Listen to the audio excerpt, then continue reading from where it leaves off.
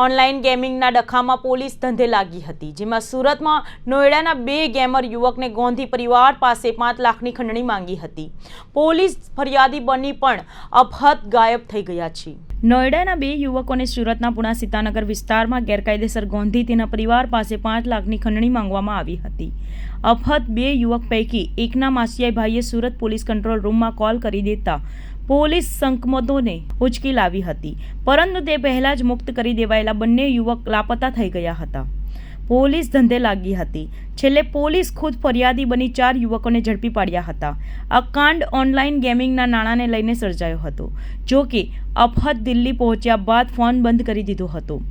પ્રકરણ હજુ પણ અસ્પષ્ટ છે. અંકિતને જે નંબરથી ખંડણી માટે ફોન આવ્યો હતો તે ફોન નંબરનું લોકેશન પણ પુણા વિસ્તાર બતાવતું હોવાનું પણ જાણવા મળ્યું હતું. કંટ્રોલ રૂમના જમાદાર દ્વારા ત્વરિત પુણા પોલીસને જાણ કરવામાં આવી હતી. મામલો ગંભીર હોવાથી પુણા પોલીસની ટીમે આ નંબરનું લોકેશનને આધારે પુણા ગામ સીતાનગર વિસ્તારના સર્ચ ઓપરેશન હાથ ધર્યું હતું. આ પ્રકરણમાં પોલીસ 4ને ઉચકી લાવી હતી. ત્યારબાદ થોડા પોલીસના એએસઆઈ ફરિયાદી બનીને ફરિયાદ નોંધી હતી. 2 યુવકને ગેમ જીતવા બોલાવ્યા, જેમની આ પ્રકારના સામેલગીરી હતી. તે ગોડોદરા ચામુંડા રેસિડેન્સીના gold loan agent Kamlesh Gunvant Kalsariya, Umesh Vinu Katariya, Sitaram સોસાયટીના યોગેશ ઉર્ફ યોગારામ, રામજી ઝીંઝાણા અને ગોડોદરા પ્રિયંકા ગ્રીન સિટીના વાલા ઉર્ફ લાલા મફતલાલ ભરવાડની ધરપકડ કરી હતી. આરોપીઓએ પ્રાથમિક પૂછપરછમાં પોલીસને જણાવ્યું હતું કે આખું પ્રકરણ ઓનલાઈન ગેમના રૂપિયા જીતવાનો હતો. આ બંને યુવકો ઓનલાઈન ગેમમાં ખેલી તરીકે જાણીતા હોવાથી તેમને જીતવા માટે 3 દિવસ પહેલા બોલાવવામાં આવ્યા હતા. પોલીસે 4ની ધરપકડ કરી છે.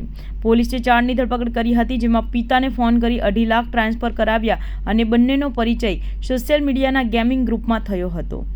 ગેમ રમવા માટે 2 લાખ ભરવામાં આવ્યા હતા, પરંતુ જે હાર જીતના નાણાં આ બંને ટ્રાન્સફર નહીં કરતા હોવાથી તેમને બંધક બનાવી તેના પિતાને ફોન કરી 2.5 લાખ ટ્રાન્સફર કરાવ્યા હતા.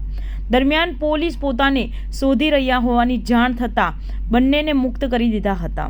પોલીસે 4ની ધરપકડ તો કરી, પરંતુ જેમનું અપહરણ થયું હતું તે યુવકોને દિલ્હી પહોંચ્યા બાદ ફોન બંધ કરી દીધો હોવાનું પ્રકરણ હજુ પણ અસ્પષ્ટ રહેવા પામ્યું છે.